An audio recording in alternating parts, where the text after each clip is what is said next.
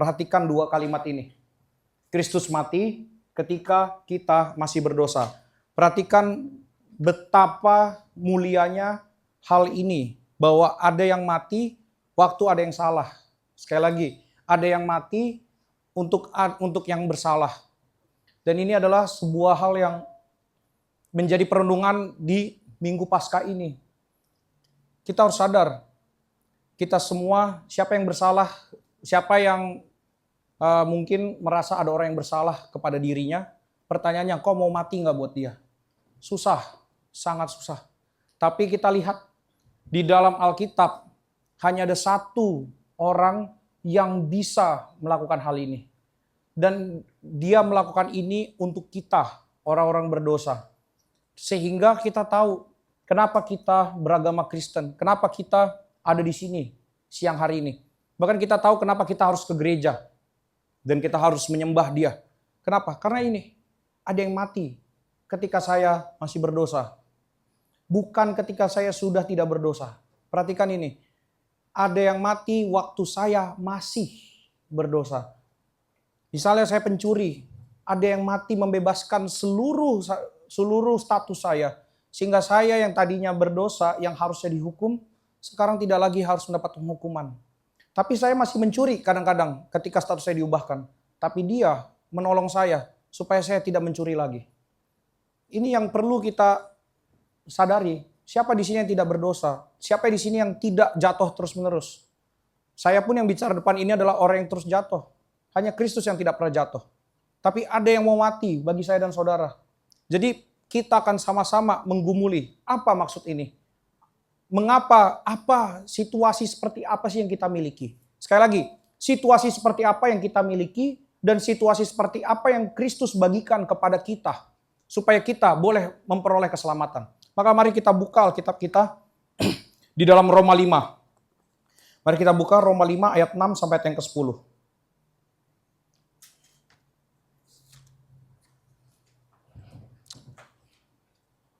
Sekali lagi Roma 5 ayat 6 sampai ayat yang ke-10.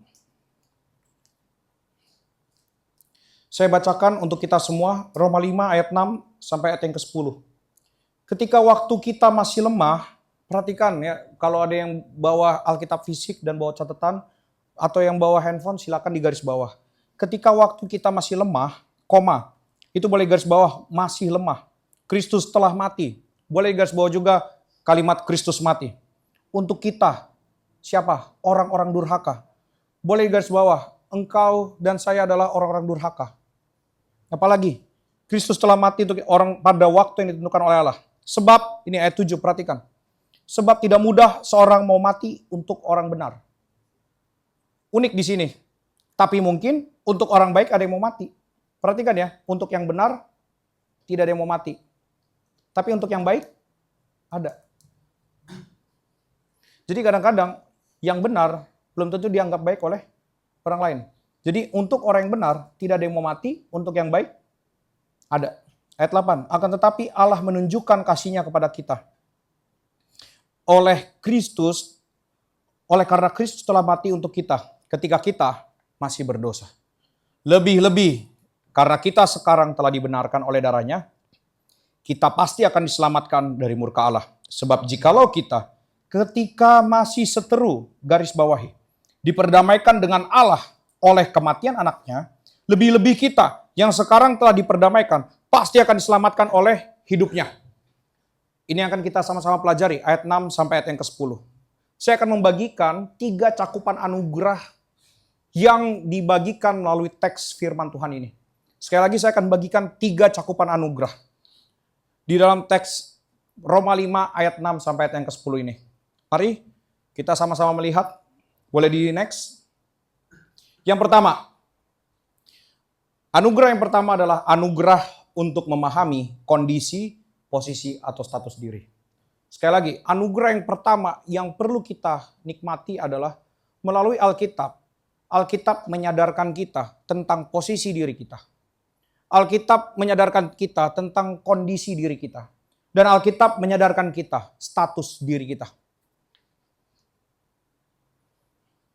Jadi ini adalah anugerah. Kenapa saya bilang untuk tahu siapa kita itu adalah anugerah. Coba pikir, di dunia ini apa yang orang sering cari? Yaitu pertanyaan siapa saya? Dan bagaimana dunia ini memberikan jawaban? Siapa saya dijawab dengan kelebihan-kelebihan yang kita punya. Jadi seringkali kita siapa saya dijawab dengan bakat, kelebihan atau apapun. Bukan dijawab dengan status. Jadi bakat, kemampuan, bahkan apapun pencapaian atau apapun namanya, itu seringkali menjadi sesuatu yang melekat kepada identitas. Itulah dunia. Kenapa? Kenapa dunia memberikan identitas kita adalah demikian? Karena dunia tidak mungkin menjelaskan status kita siapa. Kenapa? Karena dunia begitu gelap, sehingga dia mau mengaburkan kita dari status kita. Status kita apa? Orang berdosa. Dunia mau mengaburkan kita dari pandangan diri kita, yang kita adalah orang berdosa. Tapi firman Tuhan pada siang hari ini di dalam Roma 5 menjelaskan status-status ini. Boleh di next? Perhatikan di sini. Ada beberapa yang saya rangkum. Pertama, kita adalah orang lemah. Betul? Ayat yang ke-6 ditulis, waktu kita masih lemah. Apalagi? Orang-orang durhaka. Apalagi? Dikatakan di sini, orang berdosa. Apalagi? Orang bersalah. Apalagi? Seteru atau musuh Allah. Apalagi? Tidak selamat. Ini adalah status bagian diri yang harus kita ngerti. Yang kita pikirkan selama ini adalah kita manusia yang baik-baik saja. Kita tidak pernah baik-baik saja. Sekali lagi saudara-saudara, kita hidup di dunia yang berdosa ini tanpa Kristus tidak ada yang baik-baik saja. Semua hancur. Kenapa? Tidak mungkin selamat. Ini yang harus kita ngerti. Kita adalah orang yang tidak selamat. Kita musuh. Kita bersalah dan lain sebagainya macam. Kita lemah. Ini adalah kondisi kita. Maka kalau kita diberitahu oleh firman Tuhan, kalau kita ini kita bersyukur. Kenapa? Orang kalau nggak tahu dirinya sakit, nggak mungkin ke rumah sakit. Kalau dia nggak sadar, dia sakit, dia nggak akan ke rumah sakit. Kalau sadar engkau lemah, kau tahu kau butuh pertolongan. Kalau kita sadar kita berdosa, kita tahu kita butuh juru selamat. Kalau kita tahu kita berdosa, kita butuh juru selamat. Itulah kita sekarang, orang Kristen, selalu datang kepada Tuhan. Kenapa? Saya tahu saya butuh juru selamat. Kalau kita tidak tahu kita butuh juru selamat, kita akan bertanya, ngapain ya saya baca Alkitab setiap hari? Ngapain saya beribadah? Selalu ada pertanyaan itu. Makanya akan miss di dalam beribadah, baca Alkitab dan lain sebagainya macam. Apalagi kalau disuruh menginjil, nggak mungkin. Nah jadi saudara-saudara, perhatikan. Kita adalah orang lemah, orang durhaka, orang berdosa, bersalah, seteru Allah dan tidak selamat.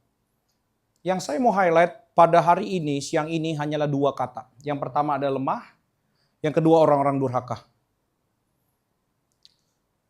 Pertama-tama, maksud dari Roma 5 ayat 6 tentang orang lemah ini apa? Apakah ini berarti lemah fisik? Apakah ini berarti adalah kondisi yang lemah? Atau secara moral value lemah? Kalau saya cari di dalam bahasa Yunaninya, memang itu semua artinya betul. Lemah di dalam teks ini bisa diartikan sebagai orang yang kondisinya lemah secara fisik, finansial, atau apapun. Lemah yang ada di pikiran kita. Tapi kita lihat, itu baru secara teks. Tapi konteksnya benar nggak? Nah, coba kita lihat ayat 6 ya. Karena waktu kita masih lemah, Kristus ngapain? Telah mati. Sekarang kita akan memunculkan beberapa pertanyaan. Beberapa pertanyaan ini saya harap bisa membantu saudara-saudara sekalian untuk mengerti lemah ini artinya apa. Saya akan mulai dengan pertanyaan pertama. Boleh next? Bisakah Allah menyembuhkan penyakit tanpa Kristus harus mati? Bisakah Allah menyembuhkan penyakit tanpa Kristus harus mati? Kalau saya bilang bisa atau tidak bisa, saya harus berdasarkan teks Alkitab. Kalau saya temukan jawabannya bisa. Lihat dari mana? Kita lihat di perjanjian baru, Yesus belum mati, udah nyembuhin banyak banget orang. Mulai dari start dari Matius 4, Matius 8, kemudian Matius 9 dan lain sebagainya macam. Kemudian di kitab-kitab lain juga. Bahkan kalau kita mundur ke perjanjian lama, banyak orang sembuh tanpa perlu Yesus mati. Contoh siapa? Yabes. Yabes yang penyakitan, dia sembuh juga. Siapa lagi yang sembuh? Banyak. Ayub. Apakah lemah itu berarti tentang fisik? Tentang sakit? Jawabannya adalah bukan. Jadi waktu kita masih lemah ini bukan dikaitkan dengan penyakit. Pertanyaan kedua. Ini saya ada 4 pertanyaan. Pertanyaan kedua. Bisakah Allah membuat orang yang susah hidupnya menjadi sangat kaya tanpa Yesus harus mati? Contohnya siapa? Yusuf. Yusuf orang buangan. Dibuang oleh saudaranya. Ingat, Yusuf dibuang oleh saudaranya. Dibuang oleh orang terdekat. Terus kemudian dijual. Dia jadi orang masuk penjara. Setelah itu dia dari penjara, dia masuk jadi Perdana Menteri. Sampai akhirnya ada quotes ya. Yusuf wait for 13 years. Jesus wait. Ya. Kalau saya bilang quotes-quotes itu, quote-quote lah mendengarnya. Bisakah Allah, siapa lagi? Apakah cuman Yusuf? Tidak. Daud. Daud siapa sih? Gembala. Berapa kambing dombanya? 2-3 ekor. Dia bukan gembala, satu kumpulan, satu kawanan yang banyak. Cuma 2 atau 3 ekor. Coba kita pakai kurs rupiah untuk 1 ekor kambing. Untuk akikah misalnya. 1 ekor kambing.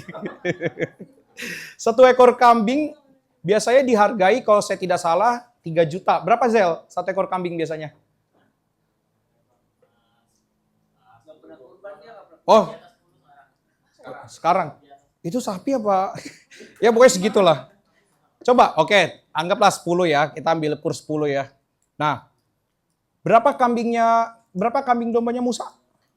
Anggaplah 3. 30 juta. Siapa di sini yang akan bilang orang punya duit 30 juta itu kaya? Gak mungkin. Itu sehari habis di Jakarta. Betul gak? Kurang malah. No, 30 juta apa artinya? Gak ada kaya-kayanya. Daud punya 2-3 ekor kambing domba, tidak ada kaya-kayanya. Tuhan buat dia jadi raja. Raja Israel. Setelah dia jadi raja, dia punya segala sesuatunya. Pertanyaannya, waktu dia jadi raja, Kristus mati nggak buat dia? Apakah Kristus harus mati dulu baru dia jadi raja? Apakah Kristus harus mati dulu baru Yusuf jadi Perdana Menteri? Tidak. Jadi apakah lemah ini dikaitkan dengan ini? Jawabannya tidak. So I'm sorry kalau teman-teman merasa lemah ini dikaitkan dengan hal-hal yang bersifat keuangan. Bukan itu. Yang ketiga, bisakah Allah memberi makan, memberi rumah, memberi uang, bahkan keturunan tanpa Yesus harus mati?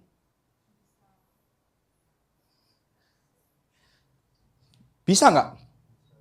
Contohnya siapa kalau bisa? Banyak. Contohnya bangsa Israel.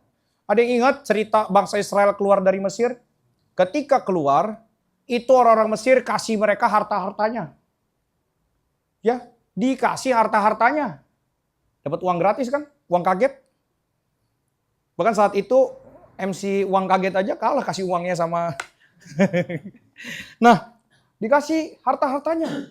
Apalagi makan. Bangsa Israel ada yang kerja keras kayak kita. Ada yang gak bisa tidur karena kerja. Enggak. Bangsa Israel cuma disuruh jalan di padang gurun. Dapat mana tiap pagi? Dikasih makan. Apalagi rumah. Apalagi keturunan. Ada yang ingat ceritanya Musa? Musa waktu di zamannya dia mau lahir, terjadi pembantaian bidan-bidan. Tapi bidan yang menyelamatkan Musa diberi keturunan oleh Allah. Pertanyaannya, apakah bidan itu percaya kepada Allah? Yang kedua, apakah Kristus mati buat bidan? Apakah Kristus sudah mati buat bidan itu? Belum. Tapi diberi keturunan? Jawabannya, apakah ini semua adalah lemah yang disebut di dalam Roma 5 ayat 6? Bukan. Yang terakhir. Pertanyaan terakhir. Ini mungkin yang paling menelusuk kepada kita semua.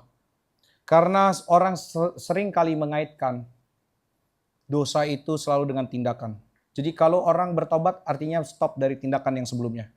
Bisakah manusia berubah perilakunya tanpa Yesus harus mati? Kalau bisa jawabannya siapa? Bisakah manusia berubah perilakunya tanpa Yesus harus mati? Ada satu cerita tentang Esau. Ada yang ingat? Esau pernah dibohongi oleh Yakub tentang hak kesulungan. Saat itu Esau setelah tahu dia marah sekali, menaruh dendam. Bertahun-tahun kemudian Esau dan Yakub bertemu. Pernah nggak di dalam Alkitab ada ceritanya Esau membalaskan dendam? Bahkan dia rindu sama Yakub. Pertanyaannya, Kristus mati gak saat itu? Belum. Ini mungkin yang paling susah diterima. Karena kita sering mengaitkan pertobatan dengan perubahan perilaku. Wah, berarti bertobat bukan berubah perilaku. Ntar dulu. Tapi ini, kita harus jujur dari itu cerita Alkitab loh. Esau tidak percaya Tuhan. Esau tidak percaya. Dan dia bukan adalah perjanjian dari keturunan perjanjian. Tidak. Tuhan hanya berjanji kepada keturunannya Yakub. Tapi Esau tadinya dia adalah orang yang pengen balas dendam. Sekarang dia tidak mau balas dendam. Malah mengasihi Yakub. Jadi bisakah perilaku manusia berubah tanpa Yesus harus mati? Jawabannya bisa loh. Jawabannya bisa. Kalau gitu ini bukan tentang kecacatan tindakan. Kalau begitu lemah ini artinya apa? Lemah ini memang artinya adalah dosa. Karena dosa itu lebih buruk daripada semua pertanyaan tadi. Sekali lagi, dosa itu ternyata jauh lebih buruk daripada semua pertanyaan tadi. Semua pertanyaan tentang kesembuhan, semua pertanyaan tentang keuangan yang gak baik-baik saja, bahkan tentang perilaku, dosa itu jauh lebih buruk daripada itu semua. Dan ini tidak bisa, manusia tidak bisa lepas dari dosa dengan usahanya sendiri. Ini yang kita harus ngerti. Manusia, kita lihat Esau, tanpa Allah dia bisa menjadi baik. Artinya apa? Untuk berubah menjadi baik, ada usaha yang kita lakukan. Tapi tanpa Allah, Esau tidak akan pernah selamat. Sekali lagi, untuk berubah menjadi baik, Esau bisa dengan usahanya. Tapi untuk bertobat, Esau perlu Allah. Jadi kita harus ngerti, keselamatan memang akan mengubahkan moral manusia. Tapi moral manusia pun bisa berubah tanpa manusia diberi anugerah keselamatan oleh Allah. Jadi kita harus cermati. Sehingga dosa itu bukan cuman moral yang rusak. Tapi apa yang rusak? Seluruh diri yang rusak. Seluruh diri. Jadi pertanyaannya, kita sadar nggak saat ini kita semua adalah orang yang dirinya sudah rusak semua. Dan saking rusaknya, kita tidak bisa membetulkan keadaan kita sendiri. Saking rusaknya, kita tidak mungkin membetulkan keadaan kita sendiri. Makanya, coba boleh di next, maka lemah di dalam teks ini berbicara tentang dosa. Maka perhatikan ayat 6. Karena waktu kita masih lemah, Kristus mati untuk kita.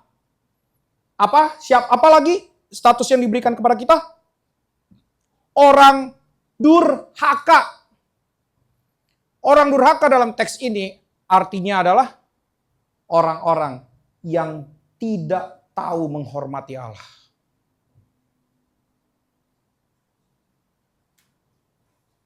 Kita tidak tahu menghormati Allah.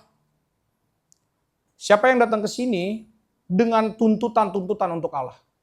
Siapa yang ketika bangun tidur setiap pagi tidak perlu di dalam pikirannya tidak perlu melawan apapun, langsung otomatis begitu bangun langsung baca Alkitab, berdoa dengan sungguh-sungguh dan mencari Allah dengan sungguh-sungguh? Saya yakin tidak ada. Saya pun, menariknya adalah saya pun setiap pagi harus melawan pikiran saya untuk bisa datang kepada Tuhan. Artinya apa? Saya sadar bahwa di dalam pikiran saya ada Allah yang lain. Yaitu apapun yang saya pikirkan. Sehingga membuat saya bangun pagi tidak langsung memilih untuk datang mendekat kepada Allah. Sekarang pertanyaannya, kalau dia adalah pemilik segala sesuatu dan saya memperlakukan dia sebagai ada saingannya, saya hormat gak sama dia? Saya gak hormat sama dia. Bisa gak kalau misalkan Bapak Presiden kita tiba-tiba datang ke sini ya, terus kita pas dia lagi ngomong, kita main handphone. Karena lagi ada kerjaan. Lagi ada kerjaan. Dia lagi ngomong, pidato, terus kita sibuk, asik sendiri. Sopan gak? Kira-kira langsung diapain? Kalau gak ditegur, disuruh keluar. Betul? Bayangin, kalau presiden aja digituin langsung seperti itu efeknya. Apalagi saya dan saudara. Coba bayangkan, Allah yang maha mulia itu kita sandingkan dengan sesuatu yang sangat penting bagi diri kita. Ada lagi yang pentingnya selain Allah. Menjadi saingan dari Allah. Durhaka gak sih kita? Durhaka. Tapi kalau ada apa-apa, langsung fokus sama Allah. Tuhan, coba aja tadi pagi gue serius berdoa. Coba tadi pagi gue berdoa. Coba aja gini. Tuhan. Udah gitu kalau misalkan kita apalagi kan kalau bersemangat pelayanan kan. Hari Minggu terus langsung kita ketika lagi lemah mengungkit semua pelayanan kita ya. Seakan-akan itu adalah daftar hutang yang harus Tuhan selesaikan. Tuhan, saya udah ini. Saya udah bikin ini sosial media ya. Nama gue ini, gue udah disebut pendeta. Nah, gue udah ini. Nah, Tuhan, ini daftarnya. Tolong lihat dong. Masa saya sudah sempurna gini, sempurnanya aku untuk dirimu, tapi engkau tidak memberikan apapun untuk saya. Ini bahaya. Siapa yang seperti itu? Saya juga seperti itu. Di dalam kesulitan kita langsung list daftar-daftar pengorbanan untuk Tuhan. Seakan-akan Tuhan bertambah kemuliaannya kalau kita berkorban untuk dia. Begitu picik kita kadang-kadang. Seakan-akan waktu yang kita korbankan, uang yang kita beri bagi dia, itu adalah sesuatu yang bisa menambah pekerjaannya. Makanya kadang-kadang kita harus sadar ketika kita berdoa persembahan, Tuhan, biarlah pekerjaanmu semakin diperluas. Apa itu arti pekerjaanmu semakin diperluas? Bukankah semesta ini punya dia? Bukankah semua, terus mau perluas mau ke planet-planet lain? Apa gimana? Bumi ini punya dia loh. Seharusnya persembahan ini bisa membuat pekerjaan Tuhan di dalam gereja ini terus bergerak. Jangan berhenti. Memperluas kerajaannya, ini kerajaan semua punya dia. Bumi ini punya dia. Apalagi yang mau diperluas. Kecuali dia cuma punya segini dari seluruh bumi. Ada yang bisa bilang di Jakarta punya dia doang, yang lain bukan punya dia. Gak ada kan? Hati-hati. Kalau kita memberikan persembahan, kita tahu Tuhan meletakkan bagian pekerjaan bagi gereja ini. Dan biarlah di dalam gereja ini pekerjaan itu terus berjalan. Jangan sampai berhenti. Dan itu akan sangat malu kalau pekerjaan Tuhan berhenti hanya karena uang.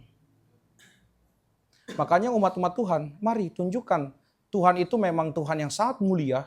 Karena apa? Ada umat-umatnya yang peduli dengan pekerjaannya. Pikirkan ini baik-baik. Kita nggak bisa memperluas kerajaan Allah.